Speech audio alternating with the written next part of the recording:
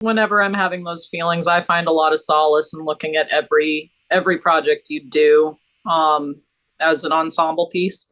Sometimes, I guess the imposter syndrome of it can be one of those little triggers that throws you off the horse a little bit. But yeah, returning to the ensemble, returning to everybody, the story, how you're all helping each other to tell the story.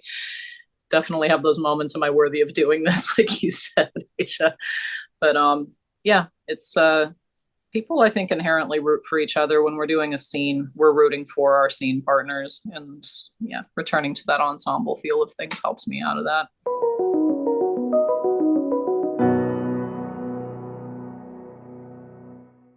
So first, I want to begin by taking a moment to acknowledge and celebrate the incredible diversity of this group. So I would love to hear all your thoughts on this. Asia, would you like to start? Oh, sure. Yeah, I mean, I mean, this entire experience has just been utterly amazing, and it is so exciting to be a part of a group that is so beautifully diverse. And I think a lot of first timers for maybe all of us, actually, which that's really incredible. No, it's incredibly impactful. It's very meaningful. I know for myself, I'm thinking about actors looking at this group of women that are nominated, that it's going to be inspiring to them to see, like, what the possibilities really are for everyone that really wants to do this and to pursue this career and to know that you can achieve this much. Nava or Lily, anyone else want to talk about this? I mean, I think I feel the same way. It really, was one of those actors that you're talking about, 4 months ago, and so it has been incredible to be received with so much support, and to be in conversation with all of you is personally just such an honor. And I hope that, as Asia said, it can inspire people to keep going, and to believe that you can achieve your dreams, because it has happened, for us, I guess. So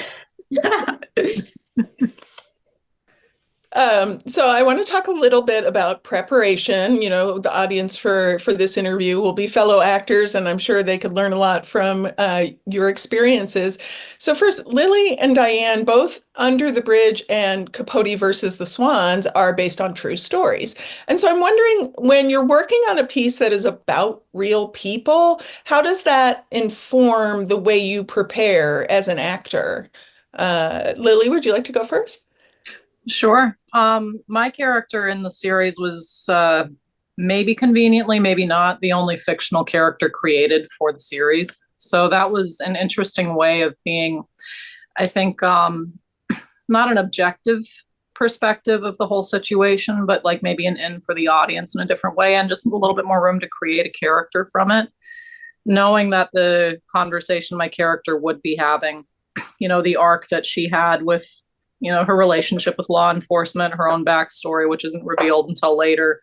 I think what was really cool about that, the preparation about that, kind of similar to a lot of my prep in the past, when it is grounded in reality and people's lived experience, is to spend time with people who are living a similar experience. So I definitely had time with law enforcement in Vancouver, talking about what it's like being a small municipal police officer and then having this huge crime that your little sleepy town thinks can never happen. Some of the socioeconomical conversations my character was allowed to have, as well as creating an Indigenous voice and a conversation placing in the history of this a more, I think Under the Bridge really touched on a lot of socioeconomic issues, a lot of issues of race and inequality, and to have an Indigenous character planted in there to continue that conversation, especially in Canada with some of these histories, was really important. So spending time with people who were survivors of the 60s scoop pretty intimately, what that was, what it is to feel, to have this aspect of yourself that you don't really talk about, but then a family that you really commit to. So it was Yeah, I think preparation for such stories, you always have fun with the character. You do what is necessitated for the story, but then also keeping it grounded in the real experiences and the real people, and just learning as much as I could about the legacy Rena Burke had in British Columbia. And Diane, you're playing a real person, Slim Keith, a well-known socialite. How did your approach, because she is a real person, how did that change and what did you do to prepare?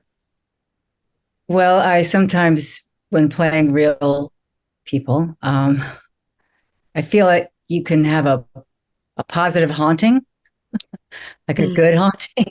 Like you want to, you hope for that, you wish for that, you want to please the remaining aura and goodwill and intention of the person who you're having the audacity to attempt to bring to the screen.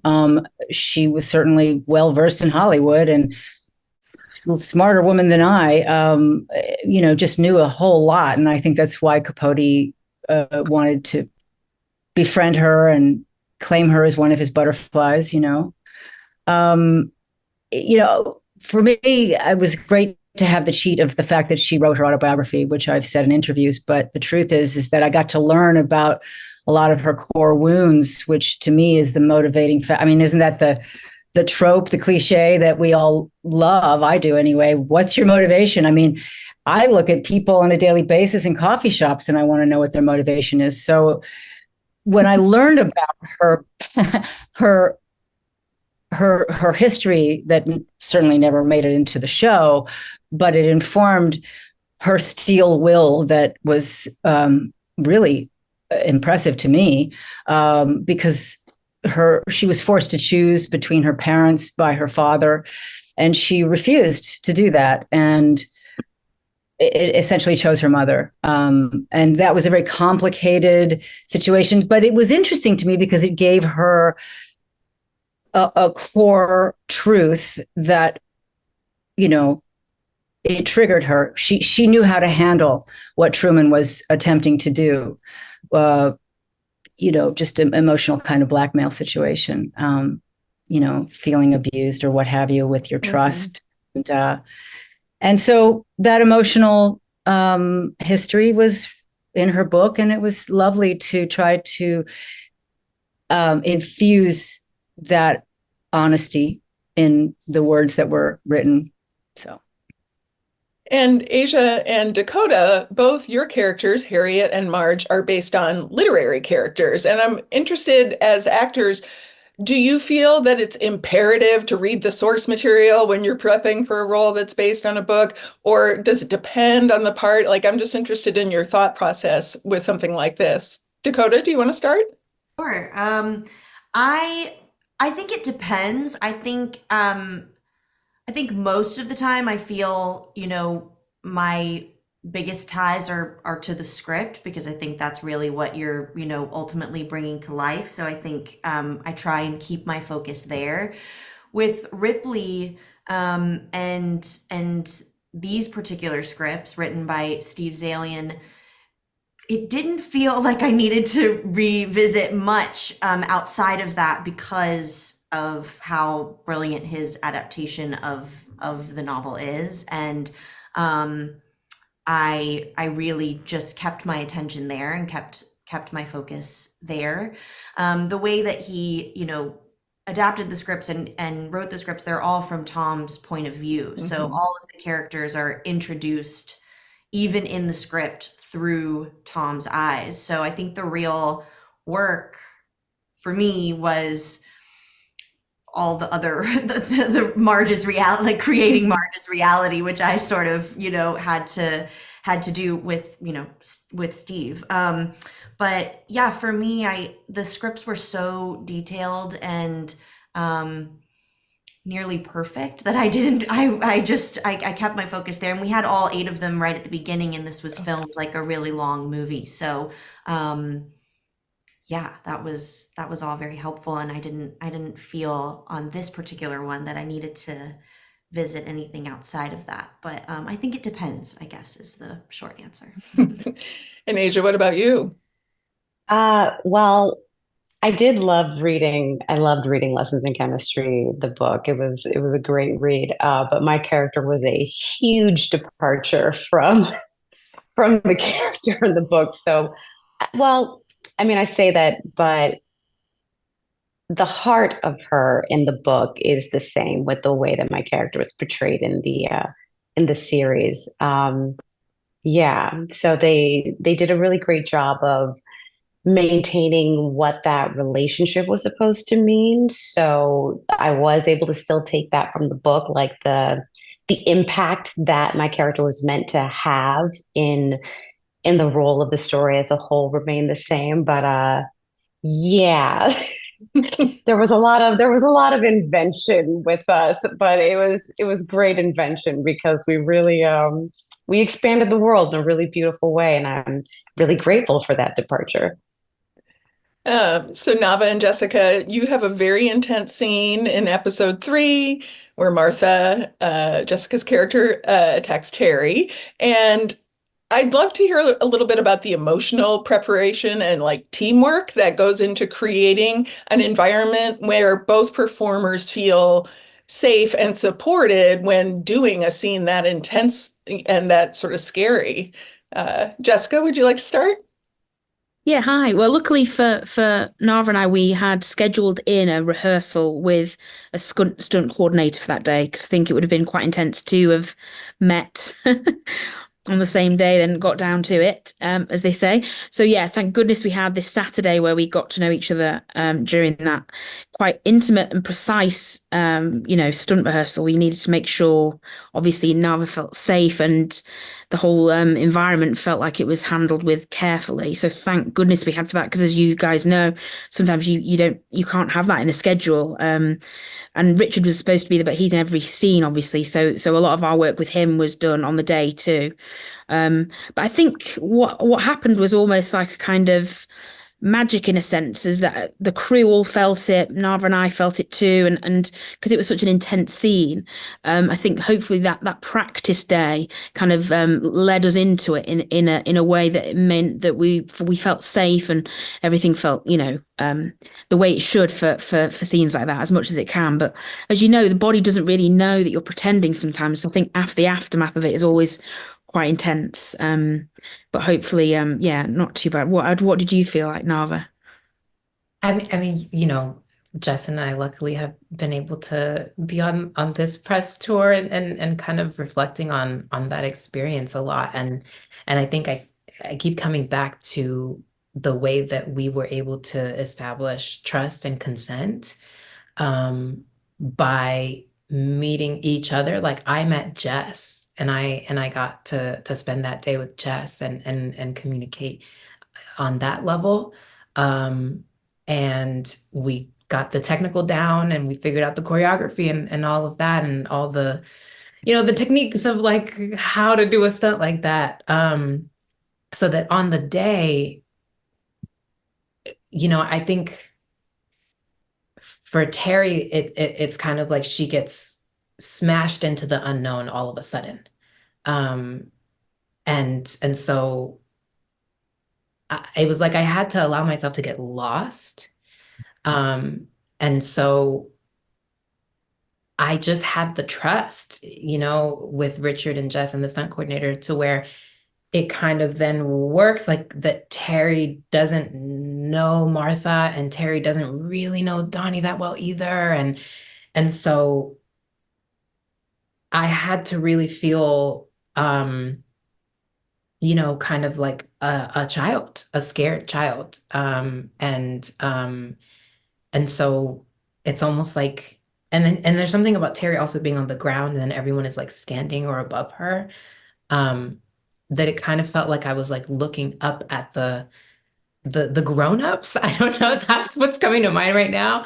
And so I think I needed to be able to like feel that kind of trust. And I don't know why did we trust each other, Jess? Because we just did. It was like, I'm trying to figure out like why, but I think it was just maybe a shared understanding of the story.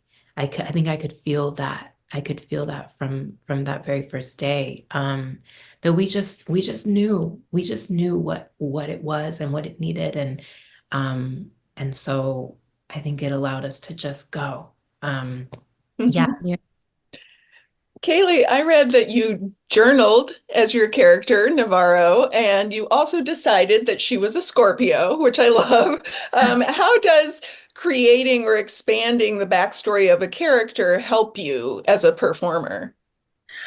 Well, learning on the job and this being, me being so new, but after falling deeply in love with this art, I've am a very prepared, very compartmentalizing Virgo. So I have to have we have to build a base. And coming from my background as an athlete, especially as a fighter, we have game plans. We have a basic, the basic skills. We kind of, prepare for war so we can be prepared for war, so to speak. So I kind of was like, all right. And I love building, like Diane said, I love just guessing backstories of random people. So to really understand where Navarro was going, I had to understand where she came from. So there's a whole backstory to Navarro that the audience may not know, but there's not much that she says with her mouth. She says a lot with her face, with her emotions, or how she reacts to things.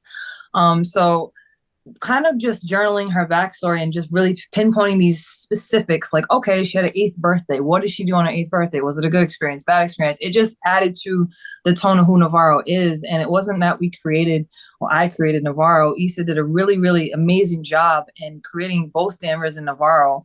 And, she kind of handed her over to me, and I had to meet her where she was. And immediately when I started getting a little tones of who she was, I'm like, oh, she got a little stinger. That has to be a Scorpio. I know she is. I know she's like death and destruction to make things new kind of a thing, but she has that watery, beautiful, emotional side, and being, a Scorpio rising kind of a thing, and kind of really having fun with just building these characters. I'm like, okay, personality traits. What is the best thing to do? Personality traits. Oh, like everybody loves a zodiac sign. That's like always a good icebreaker. So it just kind of went from there, a birthday, a backstory, to okay, we have an event. Let's journal as Navarro after this event, after we created this backstory for like an hour, we meaning me and my 11,000 personalities.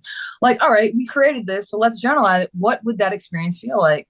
Let's just, like Jessica said, your body doesn't really know whether it's real life or not. So I'm like, okay, to really get it in my psyche, let me just start journaling. And it really actually started helping me, because on a personal level, when I'm journaling, I start discovering new things about myself that maybe I didn't know was in there, and it kind of just, you let it all out. So I started finding out different things about Navarro that we could build on that would help in a scene where I need to go know where Navarro has been. I need to know where she was going, because in particular with this character, she walks in a lot of different worlds. She walks in the practical 3D world, but she has this connection to her culture, which she's very away from, but immersed in a very convoluted way, where she's law enforcement, military, but she's also indigenous, but not full. There's so many different things there. So to have these little tangible things by journaling and by building the backstory really helped me into those scenes where, like, is there a trigger? Does this remind her of something in her past? It just really helped me to really get to know and really feel in my body who Navarro was. And there's always something new. That little stinger comes out every once in a while. I see a lot of nodding. I'm wondering, does anyone else here make up, create detailed backstories for their characters? Yeah. Some characters I do an astrological profile for. Some characters don't put as much stock into astrology and do Myers-Briggs. Some people don't like any metrics, so they just kind of resisted it all. But yeah, it's fun. It's like all of these little ways of taking multiple personality tests, like Kaylee said. It's fun to figure out other people. I think that's one thing that really draws us all to be actors. And there's so many metrics and so many ways that, these different metrics appeal to different people. So of course you apply that to your characters too. So Diane, I read that when you first signed on to Feud, you didn't have all the scripts. So when it was revealed, I believe in episode 4, that Slim is having an affair with Bill Paley, played by the late great Treat Williams, it sort of came as this big surprise. And I'm wondering, as an actor, and I assume this happens more on TV than it does in film, how do you adjust and pivot when you get sort of a huge new piece of information that you need to sort of incorporate into your character? Yes. Well, I mean, the question is how long has this been going on? I mean, you know, was I supposed to be knowing about this? Wouldn't I have? Can I go back and do another take on episode 2 when I didn't know about this yet? So I'm just, as an actor, sharing my concern over the predicament of this new medium, because I'm used to the play is the thing, no matter what. Everybody can get fired, but the words stay the same, you know? And so we know what the play is. So when the play changes on you, or the cards in your hand are changing, and you're supposed to represent the card game, and you're like, wait, I've got an ace in here now? Wow, I would play that differently, right? I mean, you'd think. So, I mean, I guess, you know, my mother didn't really act in as much as maybe it was her dream to do, but I think she did in her life. So I just said, she's a good actress. I mean, Slim in her life was, you know, doing what was needed in service to what was in her mind the best for everyone.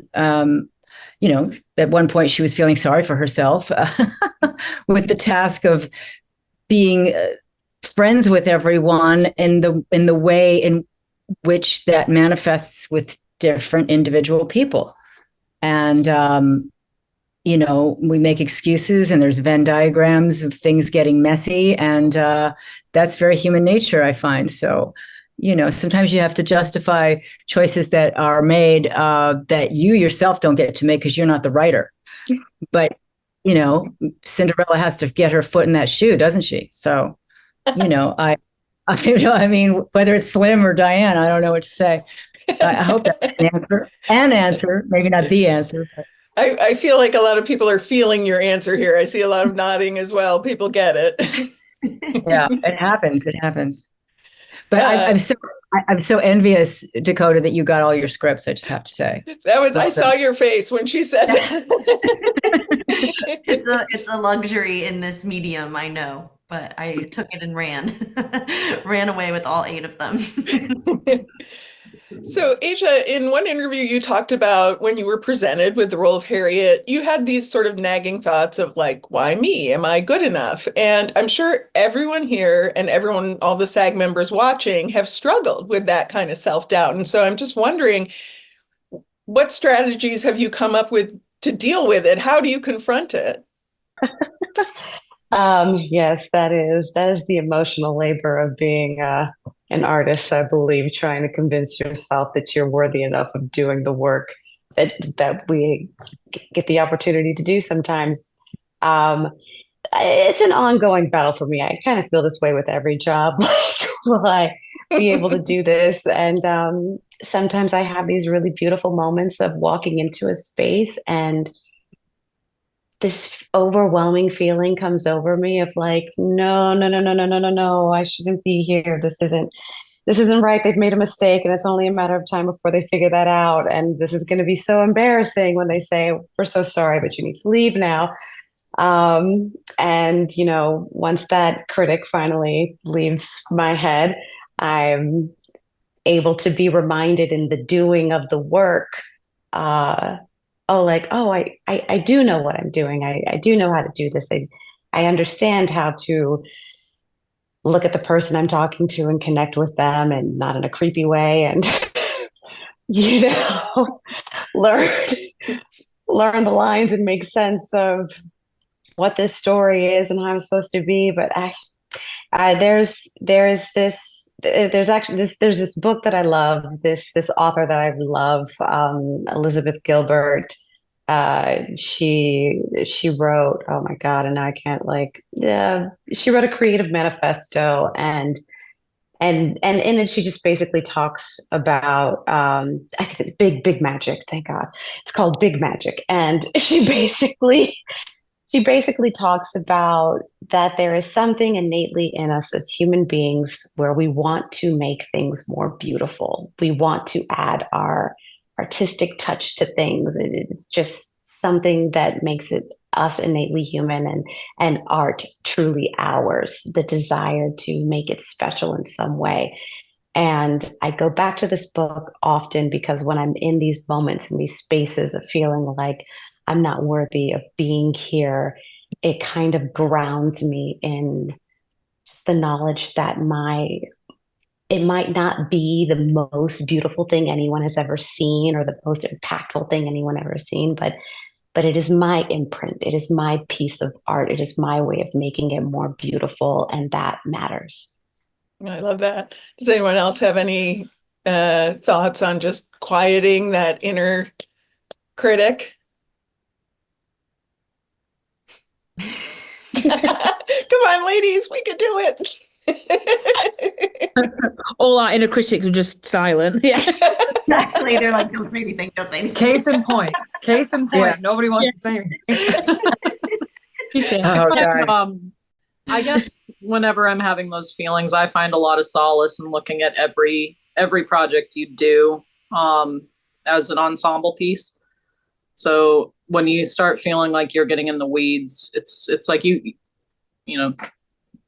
get taught to bail out your scene partner pretty early on, because we have those little moments, you live and breathe a lot of these lines, especially in a theatrical run, and then you're on stage and then it just leaves.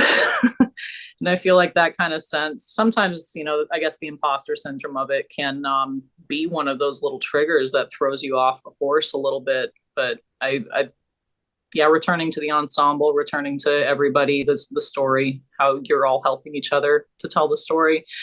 And I think I'd encourage any SAG member out there, if you have a chance to put yourself on the other side of the casting table at one point in your career, or just like advise on something, you really learn how you root for every single person that's in the space, everybody that's there to do the sacred thing that we all are so like gifted, and definitely have those moments, am I worthy of doing this, like you said, Aisha. But it's people, I think, inherently root for each other. When we're doing a scene, we're rooting for our scene partners, and returning to that ensemble feel of things helps me out of that. So Dakota, I read an interview where you talked about staying focused when you work, and you said, quote, "I don't bring my phone on set. I don't care if people know where I am." And first of all, you're my hero. And second, can you talk about like how when you first started doing this and how it is beneficial to your process? I think I've always done that. I mean, I started when I was 6, so I didn't have a phone then. And I just never have. I always leave it behind. I've worked on sets where phones aren't allowed. Quentin Tarantino, you're not allowed to bring your phone to set. That didn't bother me at all or affect me. And just because I think it's the one time for me where I don't have to think about anything else. I don't need to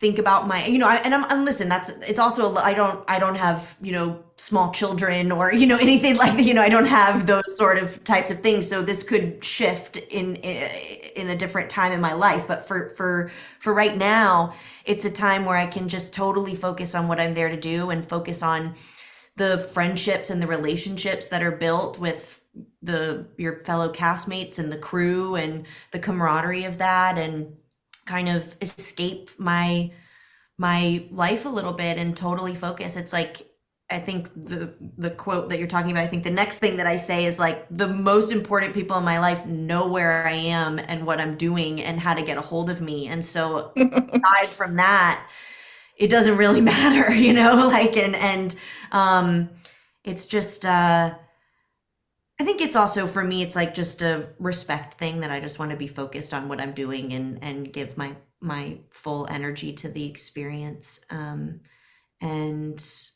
And I just, there's so, in this day and age, there's just so few times where you feel like you can do that. And it's one of those places for me that I just keep sacred. Does anyone else have sort of any do's and don'ts in terms of when you're on set? Oh, yes, Diane. Well, I mean, especially with period pieces, it's definitely jarring to be interfacing with modern tech. So some people go and live in a tent. That's great. I mean, if that's what's needed for you or supporting your process, great. But I'm just saying, incrementally, I definitely agree with Dakota. And I remember when cell phones were new, and it was shocking when somebody would bring them to set. It was shocking. We're like, oh, can you believe? I don't think the word "did they get the memo" was even out yet. Like, somebody tell that person that. So it's slowly, we've all become, inured to it. But I feel like it's sad because it's such a treasure to be able to have the downtimes with each other. And maybe maybe the phone helps you stay in your zone and not get distracted by befriending your fellow people, that friendship might become a distraction because you have to have a different sort of relationship with them. So no judgment here. I'm just saying it's definitely a game changer, however you interact with it. Yeah. And, Dakota, you mentioned the crew, and Nava, you said something in an interview where you talked about how often as an actor, the most sort of impactful relationships you have on a set are with hair and makeup, with costume. So talk about that and why it's so important. These relationships are so key as a performer. Yeah, I mean, oh, I cried on that last day saying goodbye to them. Oh, I think that, well, first of all, there's so many different people that come together to create a character.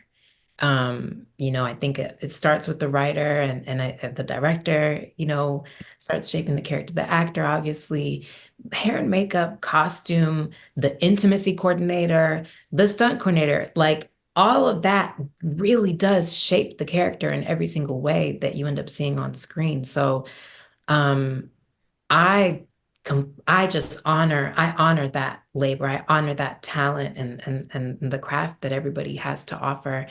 And I think that when I try to make that offering, it hopefully then creates a space for us to kind of share the character. Mm-hmm. And I think it frees us to find out who she is. It's not necessarily that anybody knows exactly who she is. It's we try it, and then I think eventually the character we kind of can see the character become who she is. And so I've always loved working with everybody that interfaces with the character, and also because I don't know how to do my hair, and I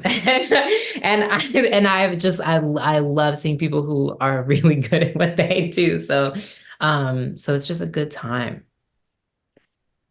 Jessica, I read that your audition process for the role of Martha spread out over 4 months, how do you stay sane during a process like that where, sort of allowing yourself to be excited, but also maybe managing your own expectations? Like, how as an actor do you handle that? Oh, barely. It was tough, this one, because usually, I don't know what you guys like, but when I read a script, I kind of believe that you give your version of the character, you go in, you kind of wash your hands of it, and if it's meant to be, it's meant to be. But something happened when I read the script for Baby Reindeer. Luckily, we got given all of them in one go as well, which is such a gift and a luxury in this day and age. So I got to see the whole story, and I have to say I thought it was one of the best things I'd ever read.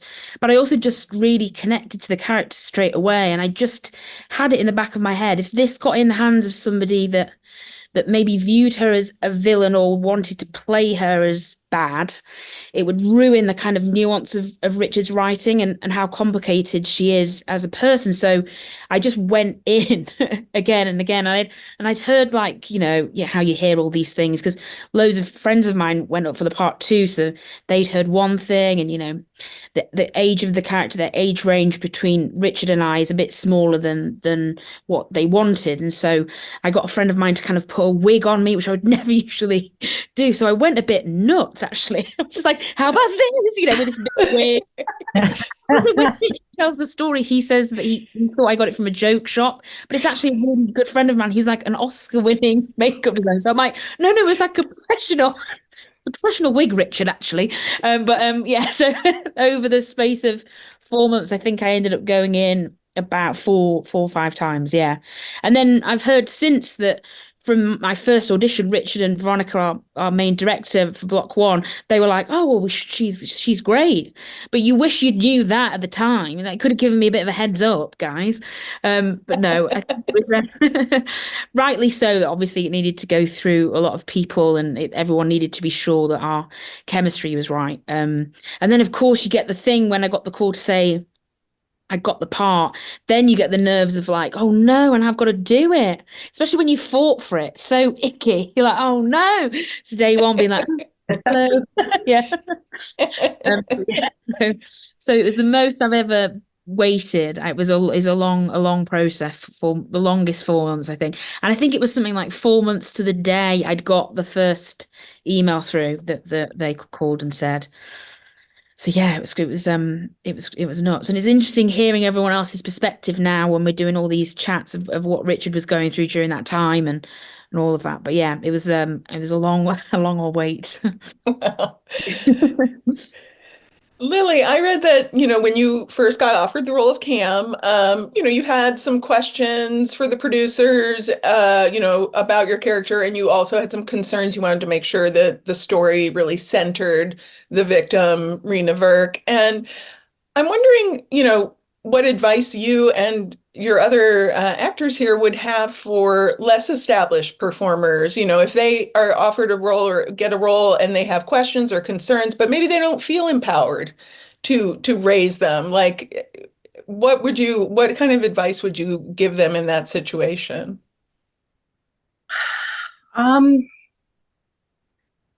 This is your life, it's our work, but when you love what you do, as we all have experienced, Jess said it earlier too, your body doesn't necessarily know when the thing's over. Your brain knows what you're doing, but your body feels everything you're doing, and then that has an impact. So it's okay. I know we need work, and when it comes by, you do everything that you can to get it, and it's such a gift to be able to do this at all. So I think it is when you have something really specific to bring to a role, and you do, like, when you are working a lot, I think it's important to keep that in mind. You're a human being. Your art is supported by what you're doing. And when it comes to a story, especially with one like Under the Bridge, coming out of another sort of true crime, and I hate saying that because it is a generational impact on a real community of people that you get to know, that you get to love very dearly.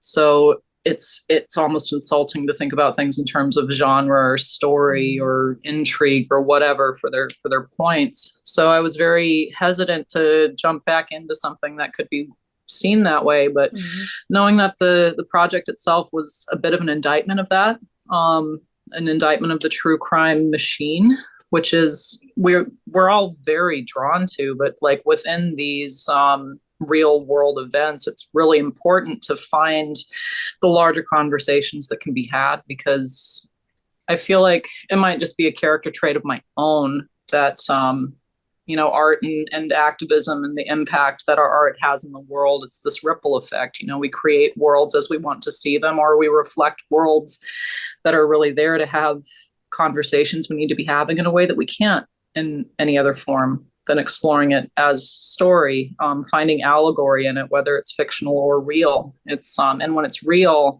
you have to be very careful that the conversations you're having about society are honor the victim. That the victim is not a plot device. That I think it was really important as well in the show too, that there was no need to show a brutalized body outside of the forensic reach to just have that conversation about the racism that was at play in that specific crime. So just my long checklist of how is this being done responsibly? How is this impacting the community where we're going to tell this story? My character, okay, I'm playing an Indigenous cop in the late 90s. in Vancouver, I knew that there was another thing going on at that time. Was that going to be addressed? I was so relieved when they were fully aware that the creation of this character as an Indigenous cop adoptee into a white family, I knew that conversation was going to end in the right way, because that was a huge epidemic in Canada and in the United States. Just in Canada, it's called the 60s scoop. And my character learning that she's like, maybe this cop identity is one that she's worn, one that has been imposed on her.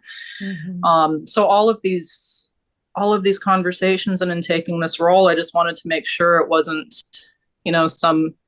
some placeholder or some gesture to just like check a box. It's like, is this character going to actually have a conversation about some of the systemic injustices and inequities, about some historical accuracy, and then ultimately, is Rena Vert going to be treated as a girl that we can fall in love with, and that is fully rounded and isn't a perfect victim, is somebody who isn't, she doesn't need to earn our sympathy by showing that she was this, perfect little picture of a teenager. She was a real teenage girl.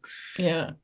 So yeah, I think it's the quality of your life and the quality of your work. It's at this point, I feel like maybe it has a bit to do with legacy too. Just what is the impact that you want to have in the world with the art that you're gifted enough to be able to create? Right. That makes sense. Does anyone else have any, advice for people who want to, starting out, who maybe need to speak up or feel the need to speak up and aren't sure how? I guess I wouldn't say advice. There's more of experiences, because again, everything's coming by so fast. But I will say that just at least with this, especially with this project, the intention of the story is great, but like, a specific identity or a place that I played with, specifically, I guess, Navarro, especially when it comes down to underrepresented people and stories that we have the opportunity and the blessing to tell, just to go about it the right way as far as authenticity. With my experience, it was great to get the part, but I'm not a Nupiaq and I'm not Dominican. I am somebody who is of mixed race and who is Indigenous, but just to have what is the intention, and are there authentic people there to monitor? And there were, Indigenous, a writer, and there was Indigenous executive producers. But me personally, again, not being really new to this, really not knowing, is there protocol? I know there's protocol, but it was just me being authentic. Like, hey, I have questions. Questions are good questions. And I rather have the question and ask than assume. Like, hey, are we having authentic people? Like, I don't know what this language sounds like. I need to be around this. I need to ask these questions. Are these markings correct? Just ask the questions. And the only stupid question, as cliche as it sounds, is the one you don't ask. And you'll never know until you ask. And there's so many things that I don't know and I had to learn on the job. But specifically when you're telling these stories from whether it's a true story from a real person, or whether it's a dynamic of people you don't know, that you're not a part of, you never met. It's just, my advice would be just to ask those questions and have the intention. Like Lily said, we all need work, and, it's beautiful to be able to work. But at least for me personally, if I have a chance to make sure that we do things as authentic as possible, that's kind of how I started my career from the very first film, was like, all right, let's keep it authentic, kind of a thing. And just ask those questions, because it will haunt you to the day you die if you don't ask that question and you just kind of go along and kind of stay silent. Sometimes right. you just got to ask those questions. At least that's my advice experience, I guess. Ultimately, that makes the work better too. So it's good to raise your voice, and it's good to have those questions and to vocalize them, have concerns and vocalize them, because then again, if you can spend any time on the other side of the table, you want to work with people who are going to be invested to develop and bring out what's the most true and important about the story. And I think the things that, maybe being in the school system has taught us all or whatever, is just like, don't ask stupid questions. But yeah, like you said, it's really important to dig up stuff. Okay, so this is a safe space. Everyone here is an actor, except for myself. Everyone watching will be an actor. So I'm wondering, and you are all Emmy nominees, you're wildly successful, and but you all have something in common, and that is you've probably all had at least one terrible audition, whether it was your fault or somebody else's fault. But I would love to hear if anyone is brave enough to share. And I've asked this before and gotten some hilarious stories from Emmy nominees. So does anyone out there have a terrible audition terrible for any reason that they would like to share? Wow, Yes. it's just so many coming to mind. I apologize. I just stopped myself auditioned. mid monologue once and apologized and saw myself out. I was doing one play auditioning for Shakespeare, and I did not have the time to prepare it, and I was just like, no way. I'm just wasting everybody's time right now. I'm so sorry. Thank you. Bye. There was one time I think I didn't realize it was this scene, and it was like, I think it was just so intense, and it was like crying and like screaming, and I did not know it was a comedy. I had no idea. I don't know. I didn't really read the script. I don't know what my problem was, but yeah, that was embarrassing. That was truly. But that's when you want to ugly cry, right? No, I went all the way, but That might have made it funnier in the 10,000 perspective. Yeah, they loved it. I think I remember one when I'd been really bad and not finished the script, not read it to the end, and they kind of said halfway through, "We think you're being a bit too subtle." And I was like, "Oh, well, thank you." And they were like, because obviously she's the one that kills him at the end. And I was like, no, yeah. And I hadn't read the twist or anything. So basically this character was like the killer. And I was just like, oh no, yeah, thank God they gave me the heads up. And I was like, yeah, I'll replay it. I'll do it again, but better. And that was just awful. But hopefully I got away with it because they couldn't tell I hadn't read the whole script. Yeah. Never done a live audition. I feel like such a newborn on this whole thing. I just come from the world of self-tapes. But I've never done a live audition. Yeah, I'm such a baby, guys. I fell off a chair once in the middle of it, and I recorded it. Like I was like in the thing, and then it wasn't a chair; it was like a suitcase. And I did something, and my feet went up, and it was. But I sent it to my agent. I was like, "Don't send this in, but this is hilarious. If there's a comment that comes up, please keep this." Probably about it. You need to have your own blooper reel of audition things. I do. The inner voices of self-tape. I think I put it on TikTok. It was one of my only TikTok videos, and yeah. So if you follow this, it's up there. Diane, I was going to say, I feel like you have a memory you want to share. No, I just remember auditioning a lot for Milos Forman and never getting a job. I mean, I was like 12 auditioning for Hair, long, way too young. But I had spent time with hippies and toured with them, so I felt completely qualified to be there. I was very confident. And he was like, "We can't afford to have somebody under 16, just because the minor and the hours and the work and that whole thing." And I don't know, but I just said I can just hang out and just carry the thermos in the scene. I don't need to have any lines. I just knew that it was a very cool play that everybody loved. And then of course Treat Williams became, I have to mention, I think it's wonderful that the voting body acknowledged him this year, and I just had to say that because the story is true. I auditioned for Milos Forman and didn't get it on a film that made him a big star. So that was funny. And we met a year later when he was a very big star, and the young Treat Williams, he was such a hottie, and he knew it, and we laughed about it decades later. It was really funny.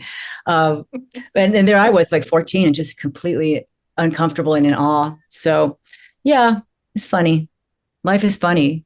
If you live long enough, everything just becomes sort of, you get comfortable with every stage, and a lot more forgiveness of the learning curve of life. Learning to play the violin on the street corner is my metaphor. Everybody knows what stage you're at of learning. And it's why would you want to cheat yourself out of a stage of learning? So it's all good. I mean, I'm learning.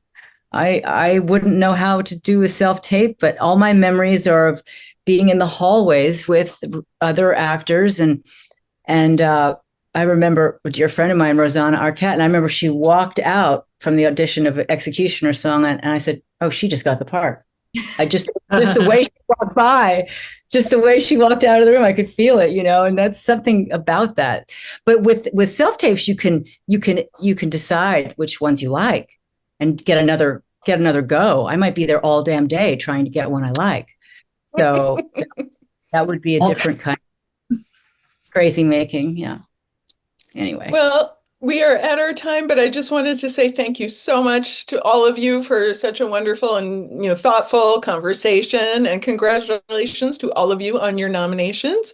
And to everyone watching, thank you so much for joining this SAG-AFTRA Foundation conversation. Have a great rest of your day. Thank you so much. Thank you. Thank you. Bye.